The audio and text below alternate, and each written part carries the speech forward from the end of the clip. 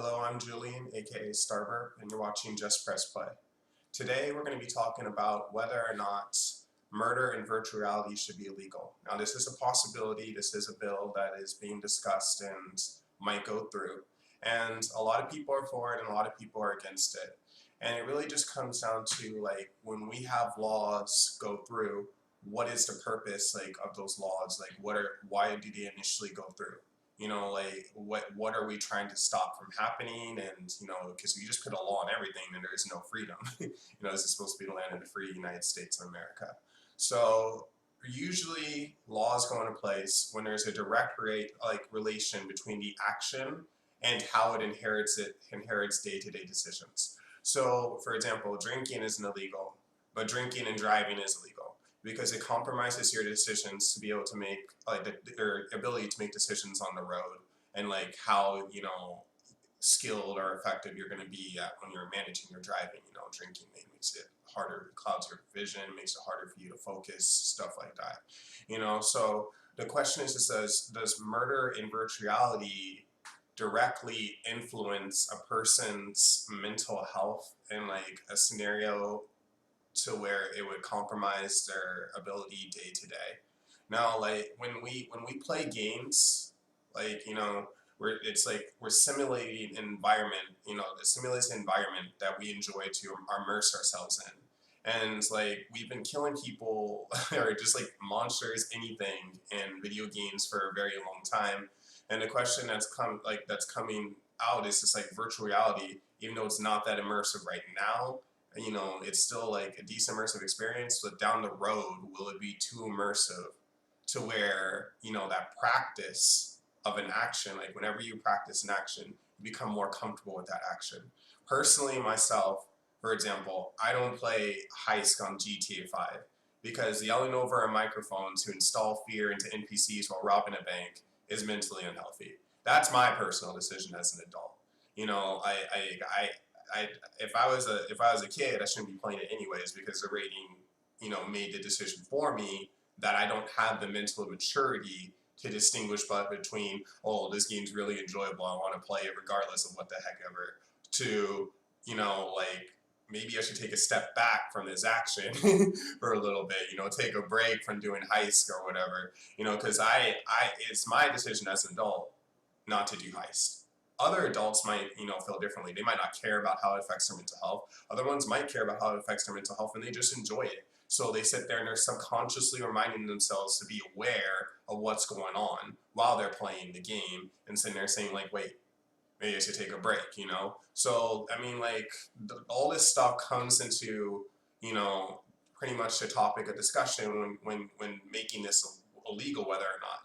Now, is there a direct relation between virtual reality and people's decision, like, to murder people if they're murdering people in virtual reality? Personally, I don't think so. I'm sure some people would disagree, but I don't think so. I believe that there are people, I mean, there are adults out there that aren't that mature, but I believe that there are a large number of people out there who are aware of their mental state of mind when playing video games and don't make silly decisions like this.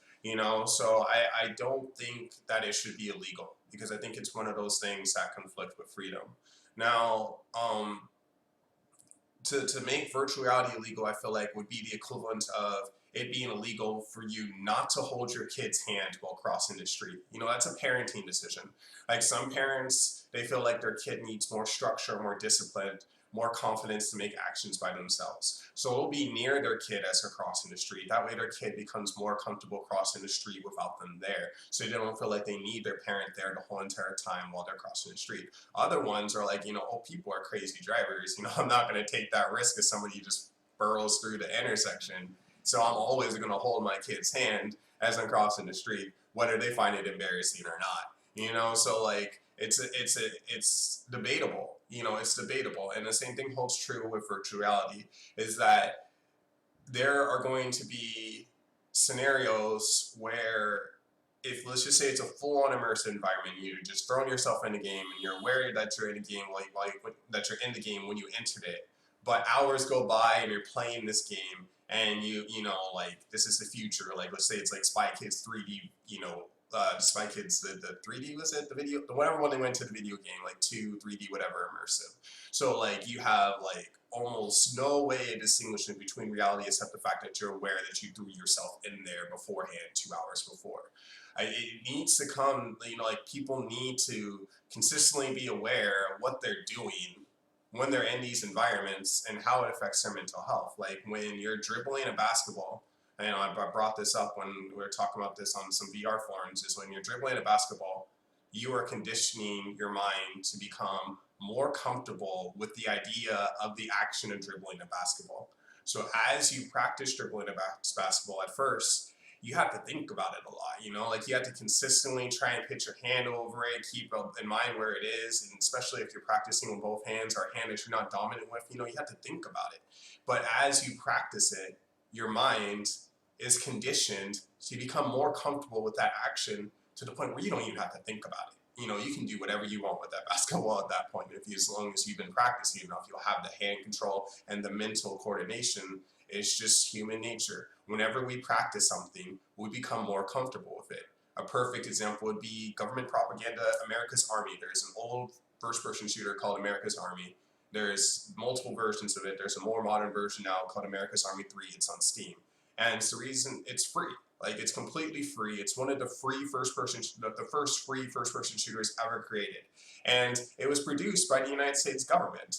And the reason why is because it was supposed to get people more comfortable with the concept of the army, especially in the Iraq War, where everybody was just really fed up with Bush and how he lied to the whole entire country, and the media tricked him up on it. And we have our family members across seas, you know, dying for causes that we're being lied to about, you know, and it's like people just had a really distrust about the whole entire army scenario and were worried about their family members who were in the army. And this game came about and it really helped, you know, especially the younger generation. And I remember I got a whole bunch of recruitment stuff from the army, and there was a time when I did want to join the army with my friends because of the teamwork that I got when playing this game, and I got enjoyment out of it. I got enjoyment out of the idea that I can, you know, serve and protect and stuff like that. But that's a whole other story. It's just that it made a lot of people very uncomfortable with the concept of the United States Army again, in a time frame where people really were not comfortable with the United States Army. So, is that the condition and the practice of doing an action makes you more comfortable with it. So when you're murdering in a very immersive environment, is it going to make you more comfortable with the action of murder? Yeah, definitely. It's going to make you more comfortable with the action of murder. To a teenager, is that an issue? Or like to a young kid who's playing Call of Duty, who's 7 years old, who should definitely not be playing Call of Duty? Oh yeah, it's going to be an issue. But the thing is that this has been an issue for a very long time. People have been ignoring parental advisements for decades. So, you know, I remember when I was 7 years old, my mom whipped me because I lied to her when I was playing Mortal Kombat at my friend's house. So this isn't anything new. But does a well-raised typical adult have the mental consciousness to consistently remind himself that this is a game, and to allow himself to realize that what he is practicing while he's playing that game, he needs to consistently acknowledge that that's a detachment from reality? Yes, they do. So yeah, as long as the ratings are respected, then I see no reason why virtual reality should be illegal. I think what should be illegal is the completely irresponsible and just ignoring of parents when it comes to rated mature games, or games that are just above their rating, as well as TV for that matter. Like, there's just so much sex in like higher ratings of TV and stuff like that, but that's a topic for another day. And kids they're just way too access to things that are just way out of their age level. And you see it in middle schools with how they treat each other and bully each other, and it's not good. So I don't think virtual reality should be illegal. I do think there should be harsher punishment for ignoring ratings and interactive media in general.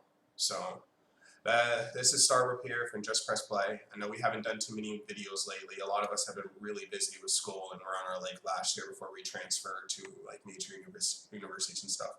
But we'll definitely have more movie reviews, and I'm personally going to be doing tech videos talking about the comparisons between consoles and what you get when you pick between, PS4, Nintendo, Wii U, or Switch, or the Xbox One, or gaming on a PC. What are the differences and the benefits and the cons and so on and such in a later video this week. So I hope you guys tune in, subscribe, thumbs up if you like it. If you guys have anything that you disagree with me on, we're always open to criticism. If you have a counter video, you can email it to me at starburp9@gmail.com, and I'll definitely review it, and I'll definitely post it up on the channel saying, this is, a strong point of view of a counter to what I've been saying. And I think it deserves to be heard, so people have two different sides of the argument, but this is personally just mine. So I'll see you guys later. Tune in.